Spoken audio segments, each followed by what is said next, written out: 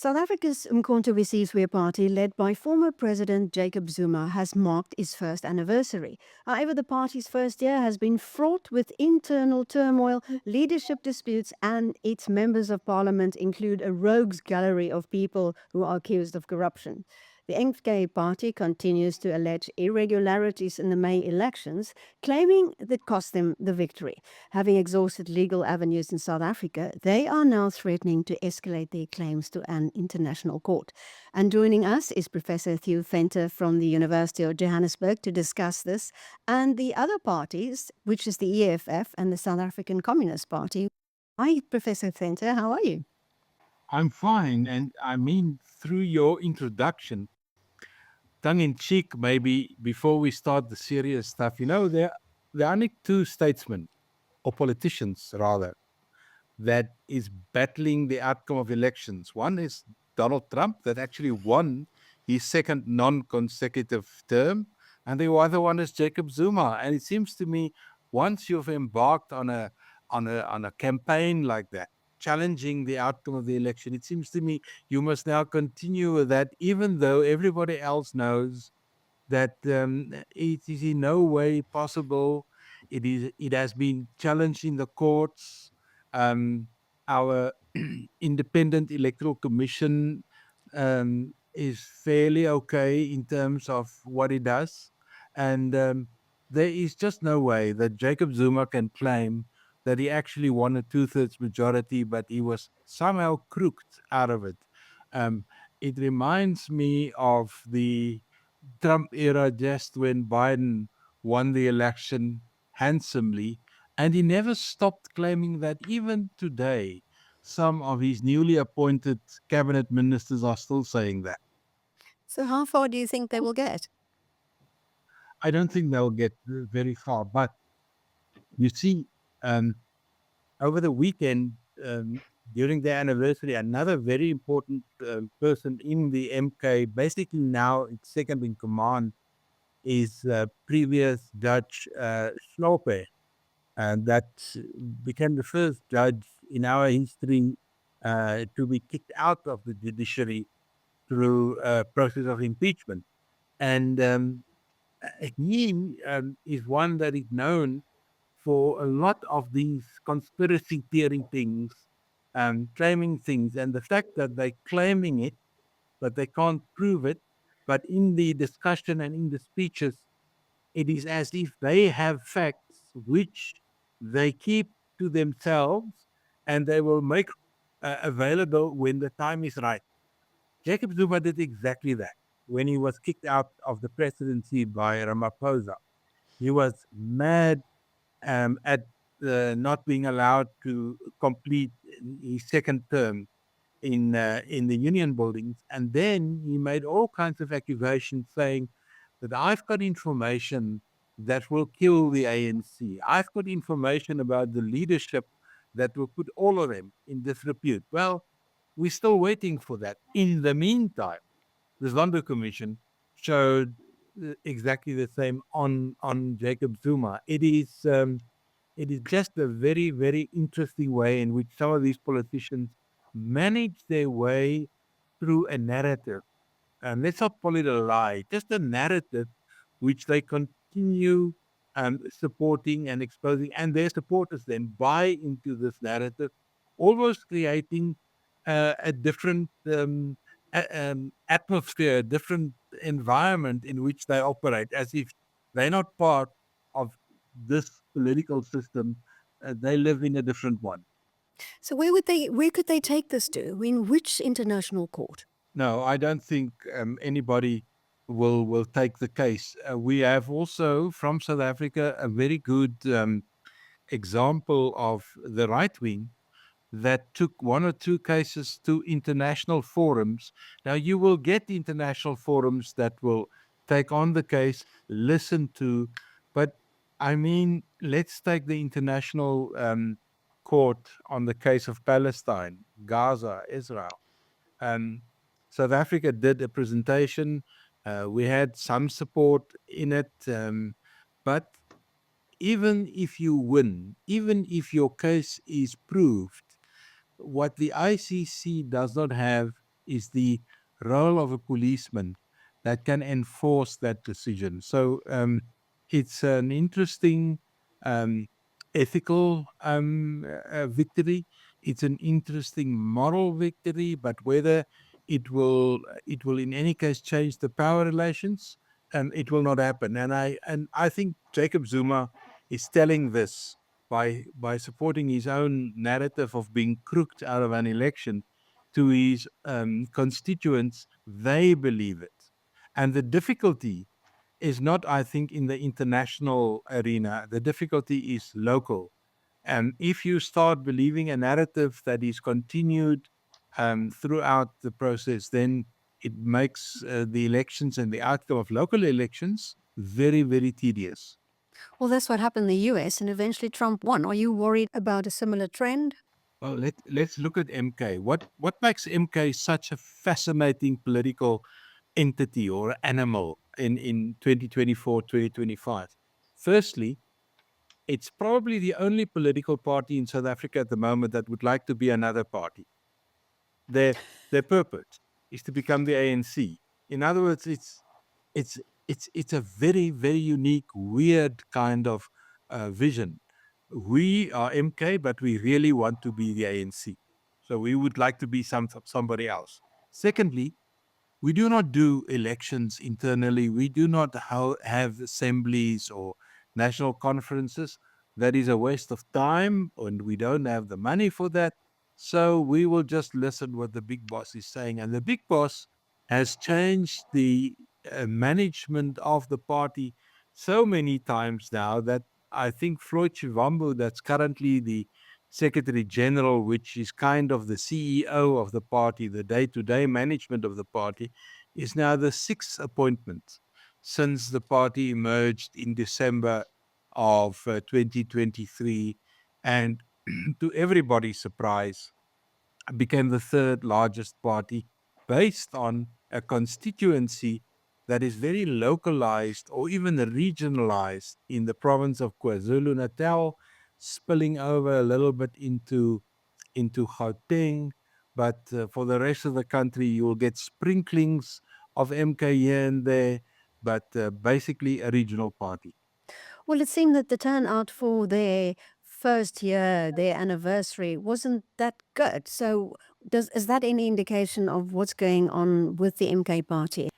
Yeah, to a large extent, when you have these kind of events, the the big choice, the strategic choice, is which stadium are you going to use. If you choose one like the Moses Mabhida that can take upwards of 70, 80,000 spectators, and you fill it with only 30,000 or 40,000, it's not looking good.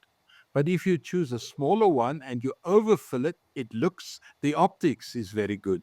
I think they made a wrong choice here. Of course, the cameras provide interesting views, especially if you look from the MK side. They show you these localized images where it seems everybody's sitting. But if you take the fisheye lens or a wide angle lens, you'll see the reality. The other thing that was also shocking was they had last night a very elaborate event where it was basically a gala event to which they sold tables and seats and things like that. They sold Um, spears. yeah, and it seems to me it started 3.5 hours late. The main course was only served at 12:30 this morning. It sounds like eating out in Spain or one of those places where you sit down at 10 o'clock at night and then you go on into the early morning. This is not Durban. Tell us about those tickets that sold. I mean, was it for a golden spear and various levels? Yeah, and the most expensive in rand terms were the 2 million per seat on the main table with Jacob Zuma. Apparently, 20 people could sit on the table. It was only Jacob Zuma and two other individuals, and the newspapers didn't even mention the other two. So at least two people, probably um, state capture businessmen in KZN, bought those 2 extra chairs. But in his speech, he also said the MK is running low on funds, and for them to eventually win an election, to go overseas to fight the fact that they've been crooked out of an election, and to become the ANC, they need money. I think this is a very, very weak way to embark. And personally, and you mentioned in your introduction, the EFF also had their conference, or they call it an assembly. The SACP had their special conference.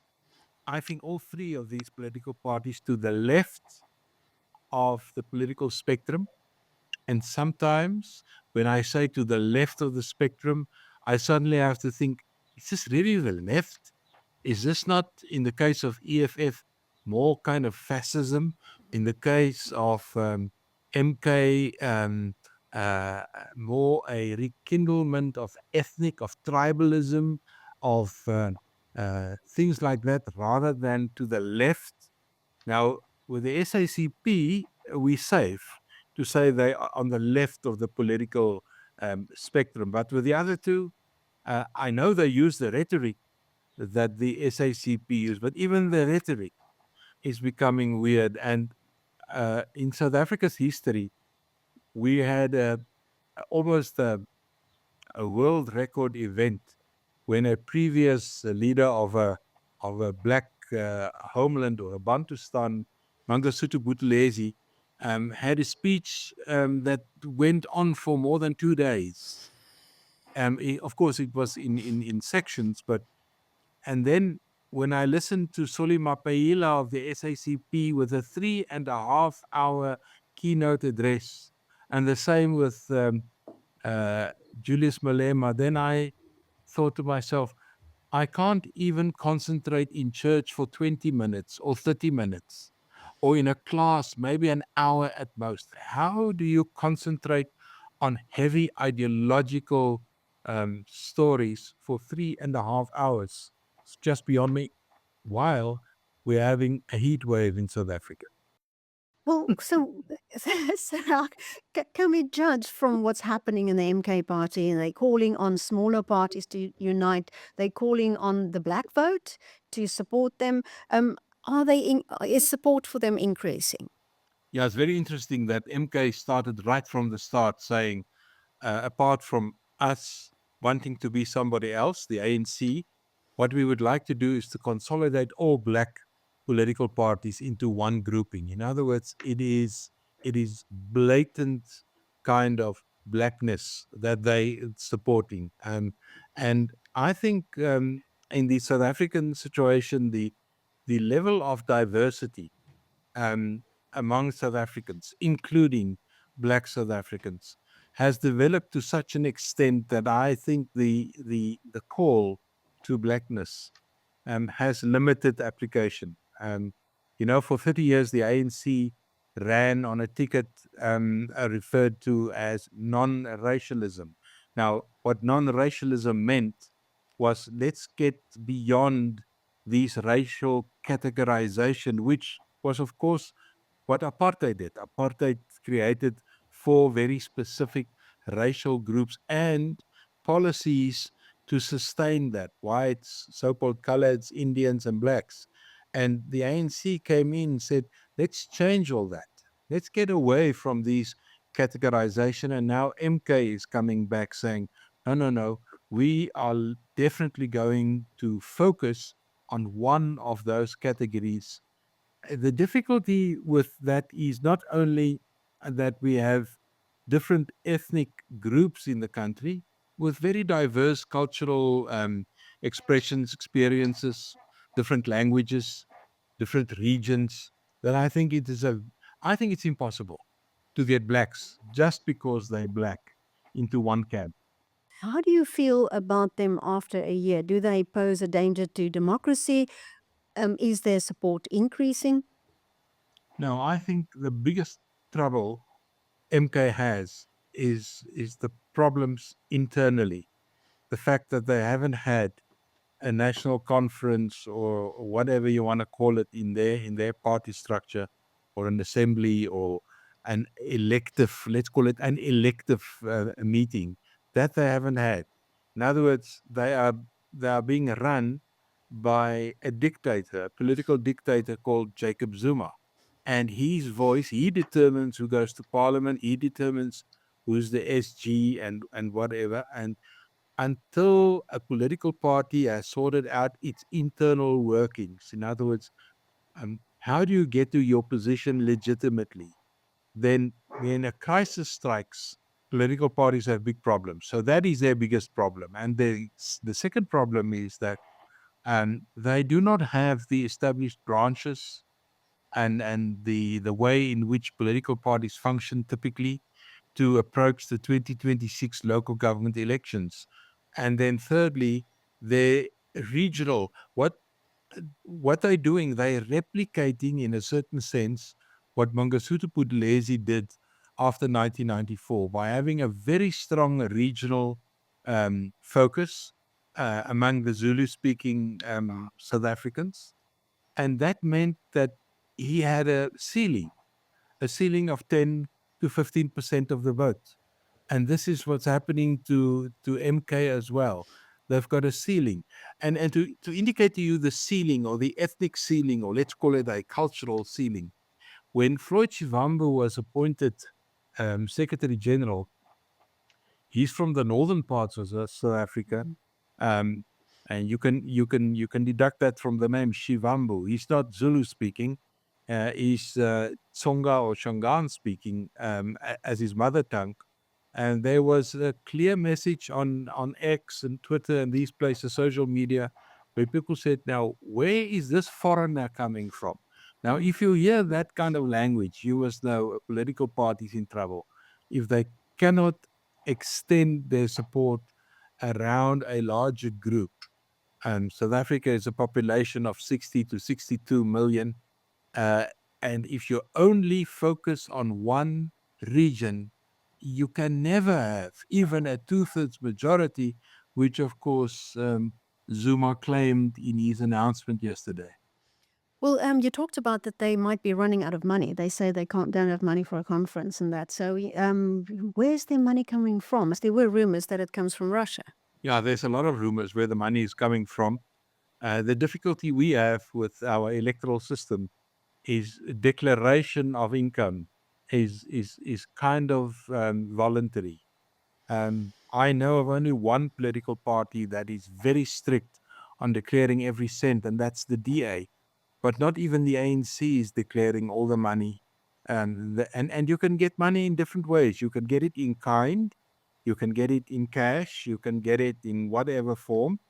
And the legislation, which we are currently looking at, the electoral legislation, has in mind in a way to make the income of political parties a little bit more obvious and a little bit more accessible. If I can take a leaf out of the American political system, you cannot give money to a presidential candidate unless you organize a PAC, a political action committee, or a super PAC. And that's one way of uh, controlling and getting a way in which to see the flow of money, where the money comes from, where the money goes.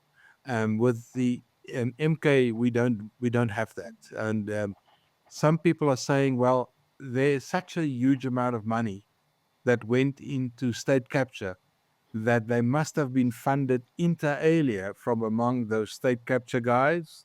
But I would also not rule out. I don't think Russia would have sent money to South Africa. I don't think the Russians are that stupid, because that will immediately attract the attention of the Reserve Bank.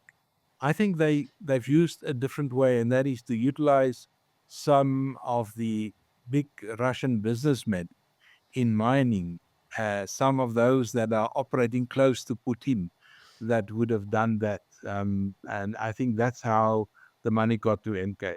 So, what about the South African Communist Party that want to stand on its own away from the ANC? They're not happy with the ANC being in the government of national unity. What happens to them? Well, the SACP has threatened the ANC several times with doing it on its own.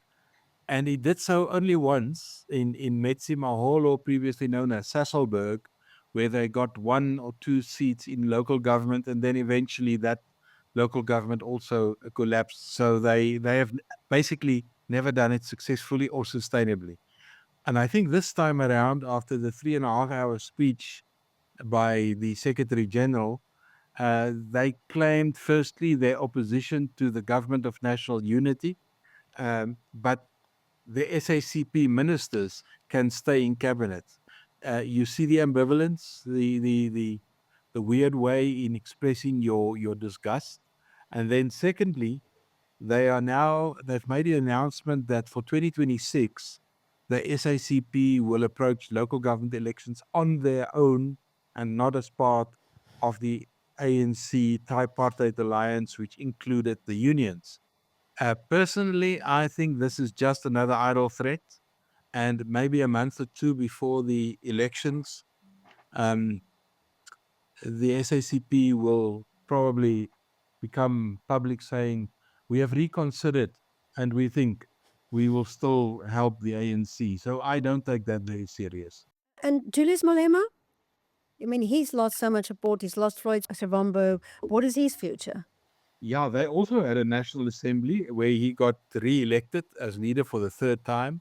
But I think there's a downward spiral for the EFF, and they're having a huge battle to maintain the image as a major player in South African politics. They used to be number 3. MK forced them to a number 4 slot, and also stole some of their most important strategists and leaders like Floyd Shivambu, Dali Mpofu, and so on. And the battle lines between Jacob Zuma and EFF, Malema, is getting harsher by the day. It is as if they have no good word for each other. So we have, in a sense, a little internal battle between those two groups on the left side of politics. And in the meantime, most South Africans are looking at this and just wonder, let's see if we can make the government of national unity work. There's enough problems there. But this little battle, I think, is going to be to the detriment of the EFF in the end. Professor Theo Venter, thanks so much for speaking to us. My pleasure.